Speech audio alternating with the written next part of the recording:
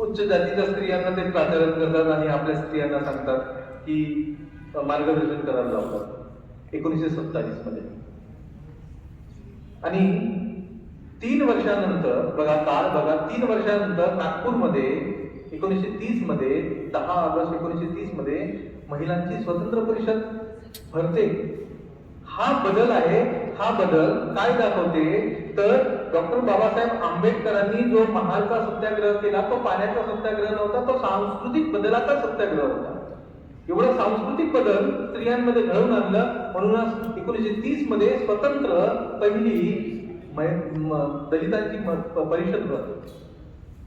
दुसरा महत्वाचा मुद्दा की डॉक्टर बाबासाहेब आंबेडकर ज्यांना गुरु मानतात महात्मा फुले, या महात्मा फुलेंनी जी शाळा सुरू केली त्या शाळेमध्ये शिकणारी एक मुलगी, म्हणजे बघा की 1848 47-48 मध्ये शाळा काढतात आणि त्यांच्या शाळेमध्ये शिकणारी स्त्री जी मुलगी आहे 14 वर्षाची मुक्ता साळवे, 14 वर्षाची मुलगी मुक्ता साळवे, ती एक निबंध लिहिते ज्ञानोदयमध्ये 1855 मध्ये. हा जो बदल आहे, हा बदल बघा की 7 वर्षामध्ये तिला एवढं सक्षम केलं जातं. म्हणजे 47-48 मध्ये ती पहिल्यांदा शाळेमध्ये जाते आणि 7 वर्षामध्ये तिला एवढं सक्षम केलं जातं की ती मांग महाराजचा जे अन्याय अत्याचार होतात त्याच्याबद्दल ती निबंध ज्ञानोदय सारख्या वृत्तपत्रामध्ये ती लिहू शकते आणि आपल्या व्यथा मांडू शकते. एवढं सपोर्ट करण्याची ताकद ज्योतिराव फुलेंमध्ये होती, डॉक्टर बाबासाहेब आंबेडकरांमध्ये होती. तर या चळवळीमध्ये म्हणूनच या 2 लोकांचं नेहमी नाव घेतलं जातं. आणि महत्वाचं म्हणजे की ज्या स्त्रिया मोठ्या झालेल्या आहेत त्या स्त्रियांच्या मागे पुरुष आहेत आणि जे पुरुष मोठे झाले आहेत त्या स्त्रियांच्या मागे पुरुष स्त्रिया आहेत. म्हणजे आपण जर डॉक्टर बाबासाहेब आंबेडकरांचं नाव घेतलं तर रमाबाईचं आपण विसरूच शकत नाही. महात्मा फुल्यांचं नाव घेतलं तर सावित्रीबाई फुल्यांना विसरूच शकत नाही. रधो कर्वेचं नाव घेतलं तर आपण विनर कर्वेंना विसरूच शकत नाही. त्या कर्वे दाम्पत्यांनी पूर्ण आपली हयात संतती नियमनासाठी घालवली. एक जनतेमध्ये मी वाचलं की परांजपे, शकू परांजपे, ती संतती नियमावर काम करत होती आणि तिला खूप महत्वाचा वाटत होता की हा विषय खूप महत्वाचा आहे. आणि ती जेव्हा समाजात जाऊन संतती नियमांच्या संदर्भात सांगत होती तेव्हा तिला म्हणायचं, अगं तू एवढी मोठी शिकली आहे, तू एखादी शाळा काढ ना, तू काय हे घालायचे काम करते. म्हणजे त्यावेळेची मानसिकता कशी होती ही आपल्याला लक्षात येते. पण तिने सांगितलं की नाही, हे खूप महत्वाचं काम आहे आणि तिने नेहमीपर्यंत परांजपेनी त्या स्त्रीने ती शेवटपर्यंत तिने ते संतती नियमनाचं काम लोकांना जागृत करण्याचं काम केलं. तर एकंदरीत आपल्याला असं दिसते की ही जी चळवळ आहे, दलितांची चळवळ आहे, ही महालच्या सत्याग्रहापासून सुरू झाली, काळाराम मंदिरापर्यंत येतं. 27 मध्ये महालचा सत्याग्रह होतो, 1930 मध्ये काळाराम मंदिराचा सत्याग्रह होतो आणि काळाराम मंदिराच्या सत्याग्रहामध्ये पुजारी जेव्हा एका मुलीला धक्का मारतो तर ती थोबाडात मारण्याची ताकद तिच्यामध्ये येते. ही ताकद कुठून आली होती? ही स्त्रियांमध्ये शक्ती कुठून आली होती? तर या स्त्री आणि पुरुष या दोघांनी मिळून केलेल्या कामातूनच आपला समाज उन्नत होऊ शकतो.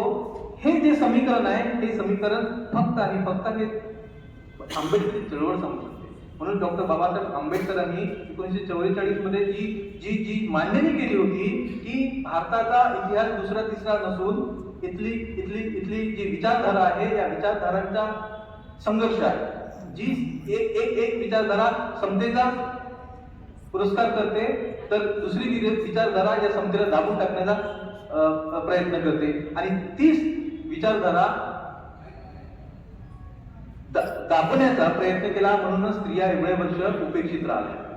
म्हणूनच आपल्याला वेदाचं खूप हे सांगतं की हे खूप महत्वाचं आहे. पण त्या काळात स्त्रिया होत्या, पण एक दोन नावं घेतलं म्हणजे आपण स्टाफ होतो. वेदा घेतलं, गोषा घेतलं, मग त्याच्यानंतर आपण थांबूनच जातो. त्याच्यानंतर आपल्याला काही येतच नाही, सुचतच नाही. पण दलित चळवळीचा आम्हीही इतिहास घडवलं, पुस्तक वाचलं की अख्खं कितीतरी स्त्रियांचं जीवनपट आपल्यासमोर उभं होतं. तर अशी ही महत्वाची या व्याख्यानाने मांडणी केली आणि खरंच मी मॅडमचं मी आभारी आहे. आणि आज आज आज आजची चळवळ आहे, आज सगळीकडे म्हणजे महिला पुढे आलेल्या आहेत, सक्षम झालेल्या आहेत, कमवत्या झालेल्या आहेत. पण त्याचबरोबर काय म्हणतात की डिजिटलायझेशनमुळे त्यांच्यावर वेगळ्या प्रकारचा एक दबाव निर्माण होत आहे. आणि ही दबाव निर्माण करण्याची जी शकल आहे ती पितृसत्ता कुटुंब पद्धतीमधूनच आपल्याला दिसून येते. आजही स्त्रियांना सक्षम करण्याकरिता महिलांचं रिझर्वेशन अतिशय महत्वाचं आहे. आणि थोरात मॅडम इथं बसलेल्या आहेत, त्यांनी महिलांच्या रिझर्वेशन मध्ये विदिन रिझर्वेशन असायला पाहिजे याच्यासाठी मोठं काम केलं. आणि आपण बघू आता 29 मध्ये काय होते, तर किती महिला रिझर्वेशन मध्ये किती रिझर्वेशन मिळते हेही महत्वाचं आहे. तेव्हा सगळ्यांना सक्षमीकरण करणं, स्त्री आणि पुरुष हे जेव्हा समान पातळीवर येतील, समान विचारधारेने जगतील आणि एकमेकांचा सन्मान करतील, तर खरंच इथलं हा जो देश आहे, हा देश खऱ्या अर्थानं आपल्याला विचारवंतांनी जो त्यांच्या स्वप्नातला होता किंवा त्यांनी जे ठरवलं होतं तसा निश्चितच होईल अशी मी अपेक्षा करतो. आणि मी माझ्या अध्यक्षीय भाषण इथेच थांबतो. धन्यवाद.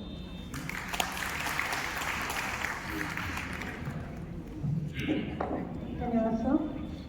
आजच्या या कार्यक्रमामध्ये आपण सर्व ज्या कर्मचारी इथे उपस्थित आहात हे खरंच आमच्या सर्वांसाठी, आमच्या विभागासाठी खूप मोठी आणि महत्त्वाची गोष्ट आहे.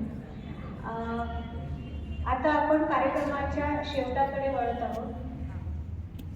खरं तर उर्मिला पवार मॅडम यांचं आता असं ठरलेलं होतं की त्या मुंबईच्या बाहेर कुठेही जाणार नाही.